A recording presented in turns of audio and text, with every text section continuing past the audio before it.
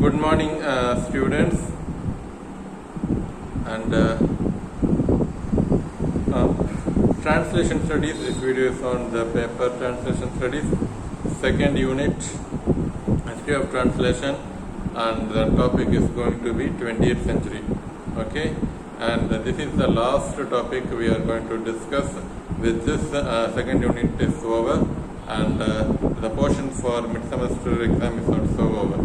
Okay, already we completed the portion for mid-semester for the paper literary forms. That was over before 2 weeks ago, and now we are now this video is the last video for the mid-semester, and the topic is 20th century. Okay, and so what do the 20th century theorists say? 20th century is the last phase of history of translation. Okay, and it is not, and of course, definitely that we cannot say this is the last phase of theory. Likewise, we cannot say so.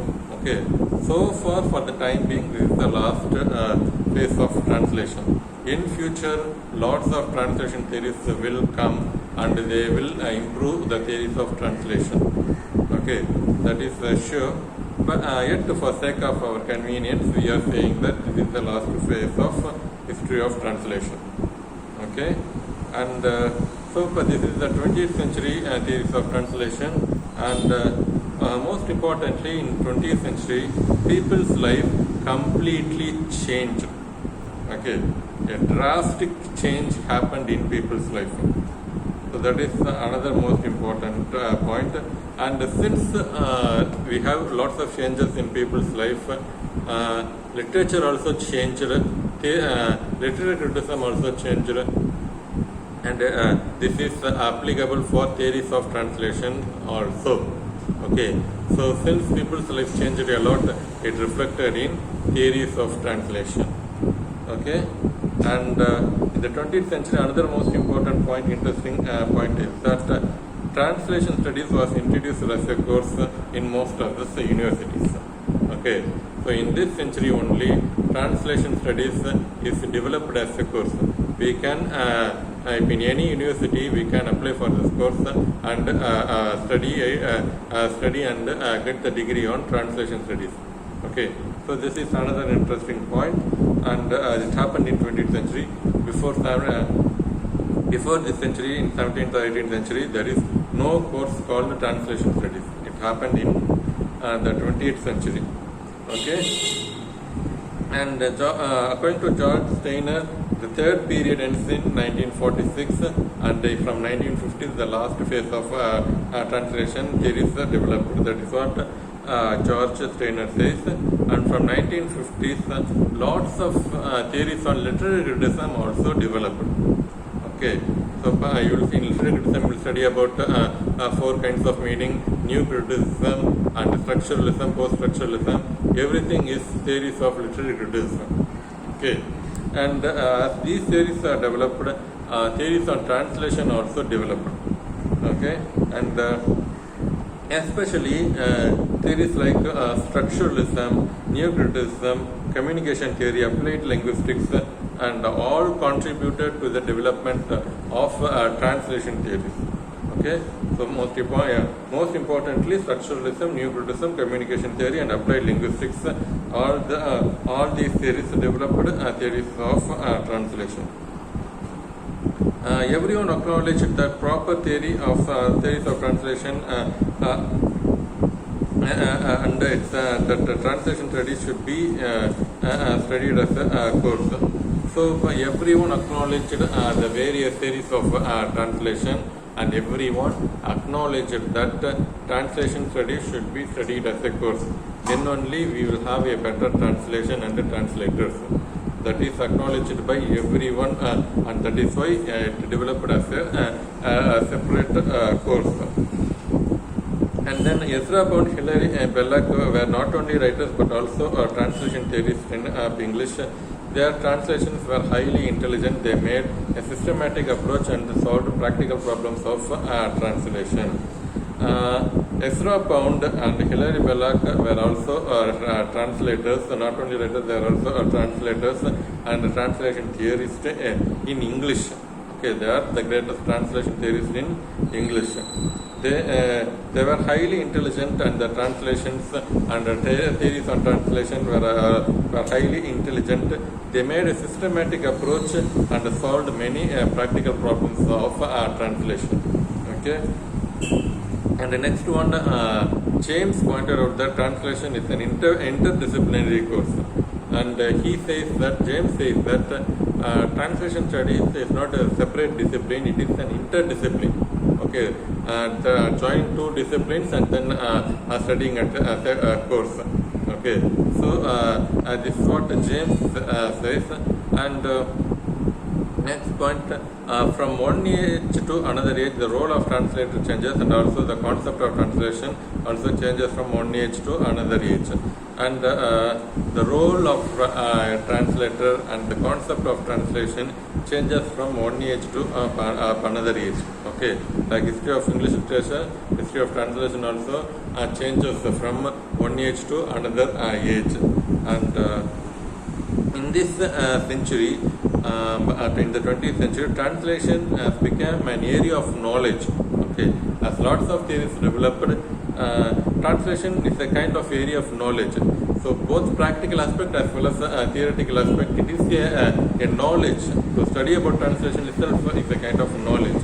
That is what acknowledged in the 20th century. And so for history of translation is an individual's view of translation. George Steiner, though the theory of translation is written, the theories of translation are meager. Though there are lots of theories to be written, it is a cultural history. George Steiner says that history of translation, so for the history of translation is an individual's view on translation. Okay, and so far there is theories of translation is not written in a proper way. That is what George Steiner says. And though many individuals gave their own opinion on translation, most of these individuals' views, so far we have got the theories of translation. Everything is a kind of overlapping or repeating. Okay, and but as far as translation is concerned, lots of theories should be written. It is an area of knowledge, but only a limited amount of translation theories were written. But there is always a scope for translation that lots of theories should be written. That's what George Steiner says, and he says that it is cultural history. When we study a translated work, or when we write theories on translation, it is a kind of cultural history. We study about culture, the other language culture, the other people's culture. So that is an interesting aspect which the previous translation theorists did not do. Okay, so this is another year, the cultural history, and likewise there are lots of theories which should be written. And he says the translation is not a secondary job, it is a primary job, it is the important job, it has to be done always. But Shelley says that translation is an inferior job. For that, George Steiner says that in the 20th century, writer is no more popular. But in 17th and 18th century, writer is the most popular personality in the country or in the world. Okay, but in the 20th century, actors, especially cinema actors, became the most popular person in a nation or in the world. But in those days, writers were considered to be the most popular personality. Okay, though all the people know the name of the writer, but they don't see the face because television were not there and even print media was not there. So, the writer's face is not, people may not see, but the name of the writer is popular all over the world or all over the nation. but this system completely changed with the advent of mass media and especially cinema. The concept of popular and popularity changes. So in the 20th century, writer is no more a popular figure, and similarly, this is the case for translators also. Okay, translator is also is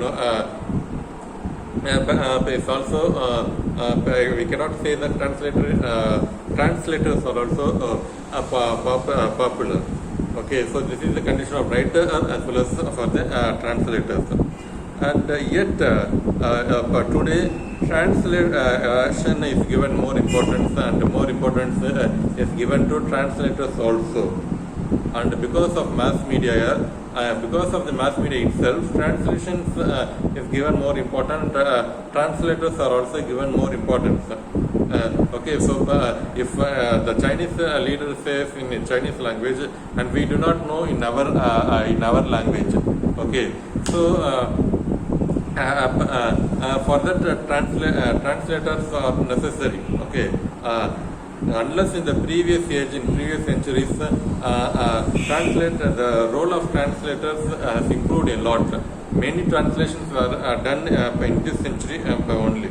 Okay, so in future the scope of translation and translators is going to be improved. So that is the reality. Therefore, translation is no more an inferior job. That's what George Steiner says. Okay. So, like history of English literature, history of translation is also infinite.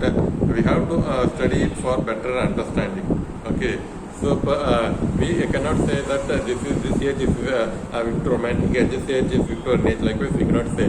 Likewise, in translation, history of translation also, this is the first phase, this is the second phase, this is the 17th century standard translation, this is the 18th century translation. Likewise, we cannot say. Yet we need to study history of translation for to improve our translation, as well as the translation is improved when we study history of translation. Okay, so that's the end of second unit. All the best for your mid-semester exam. Thank you.